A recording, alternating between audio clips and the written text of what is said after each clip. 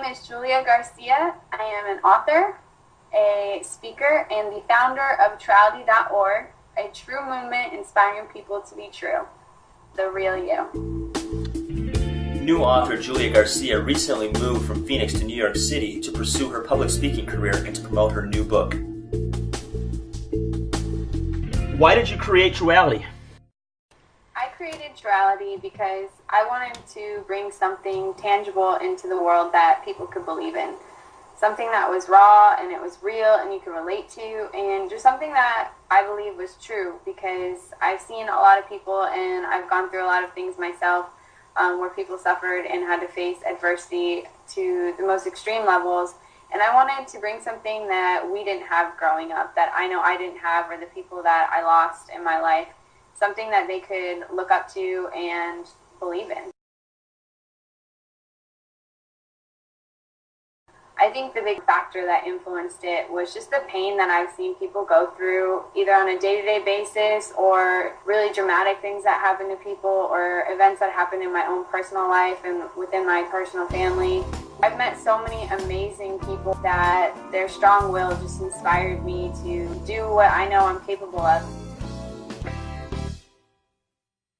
Truality first started in a scrappy little notebook that I carried around with me everywhere, and I had just ideas and ideas and ideas just scribbled on this paper of the concepts of what Truality would be. And then I started going to bookstores and spending like 10 hours a day of my senior year of college, and I would just research everything about any type of business, online business, nonprofit, you name it. I was researching it, taking my notes.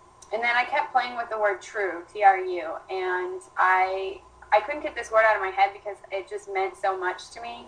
And True.com is taken by Toys R Us, so I couldn't buy them out. So me and some of my friends, including Mike Sleva and his wife, were just throwing around names. My sister and I were throwing around a million names a day. I was searching domains forever. And then I came up with Truality.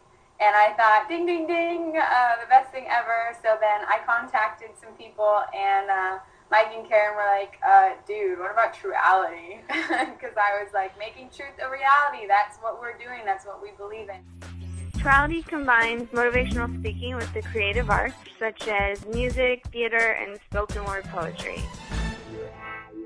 It was honestly just trial and error. We got a group of people together, a group of amazing people from all different types of backgrounds. We just started doing the work. We asked a few schools if we could go in, and by word of mouth and by support of people who believed in us in the educational system, we were in schools like that. And just from the very first time we all got together and did a true event, there was just a chemistry that's indescribable, because our differences brought us together and it produced something so amazing, and we knew that it could potentially change so many lives. Right now, my focus is to be able to do this work on my own as well, because I wanted to start speaking about my own personal stories, and my own stories are a little more X-rated and can't be spoken about in high schools and middle schools. So the college market was perfect for me to be able to promote my book, which tells my personal story, and also be able for me to just have no limits to what I can discuss with people. So it was easier for me to do that on an individual level with my full intentions of continuing to build Truality. And I'm trying to raise enough money to where I can make Truality a legit nonprofit organization where we can be represented in different states and where it can be self-sustaining. What's the title of the book, and how, I guess, the book overall reinforces your message for Truality? The book is called Somewhere in Between, and it's a true journey through sex, drugs, alcohol, and everything in between. It's a collection of my self-expressive photography, my journal entries, and my short stories that explain moments in my life that were monumental in affecting who I was as a person. And it deals with issues regarding divorce, addiction, death, sexual assaults, you name it, it covers it. And it's pretty much just my way of expressing things that I never could before, and was willing to share it with the public and allow people to kind of go through my dirty laundry. I wish I could have read something like that I could have related to. And so my hope is just that somebody can relate to it, and maybe it could help them overcome whatever it is that they're going through. Where can people find the book, and when is it available to the general public? The book is currently available to the general public through pre-sales. It's on every major retailer website, barnesandnobles.com, amazon.com, and it will be released on June 1st. And I'm so excited about that because one of my main goals in my life was to write a book before the age of 25, and I never actually thought it would happen, so 10 days before is okay by me. Yes, just this past weekend, actually, I spoke at one of the biggest conventions of the year. It's called the NACA National Convention, which is, I believe, the National Association of Campus Activities. Only a select few individuals in each industry, like the music industry, the speaking and lecture industry. There's a lot of magicians and just artists of all sorts, and hundreds and hundreds of people apply, very few get in. So I was so surprised to find out that I had the opportunity to be involved. It was an opportunity where I got to speak in front of thousands of different students from all over the country. When I speak to college campuses, I mainly speak about 3 different topics.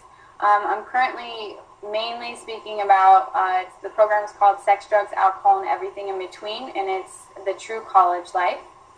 And it pretty much takes you on my personal story of what I went through in my college experience, including, addictions and losing loved ones and being kicked out of my sports team in college and almost kicked out of school completely, and just all the crazy, drunken things that a college student could get into.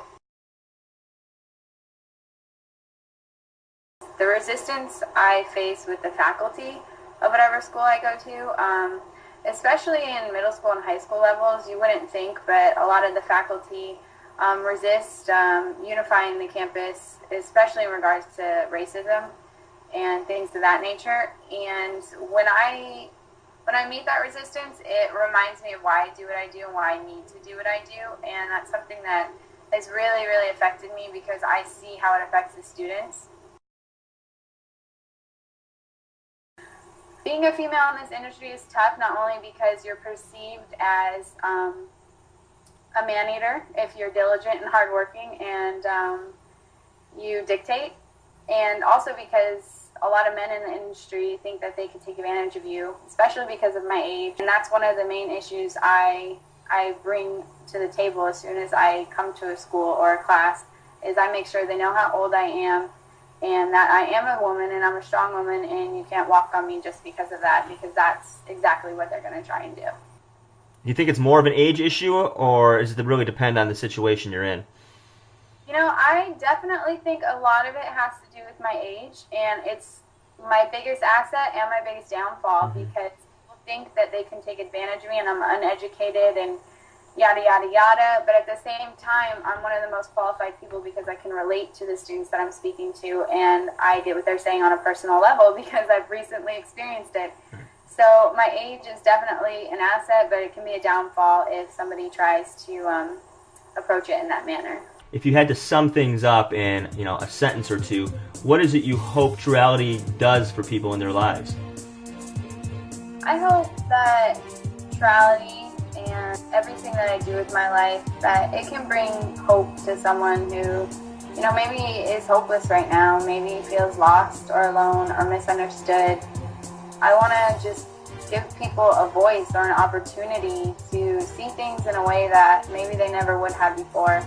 I've never ever had an intention to change anybody, but my goal is just to plant that seed that inspires them to see things in a way that maybe they wouldn't have before, because I believe that life is all about your perception of it. And if I see someone and I perceive them in a negative way because of what they look like or their size or their color, that changes my entire experience as a human being. So I think it's so important that I'm educated in perceiving people in the world differently, because it will change your entire living experience. And I feel like the more people know about each other and how similar and how much we can really relate to each other and how much we all really just want to find happiness and purpose in life, I think when we find those interconnectedness that brings us all together, then you truly experience life in a level of peace and serenity that you just can't really explain. And I just would love to give people the opportunity to feel that and to see that, to be able to fulfill any potential that they have in a way that maybe they never thought was possible before.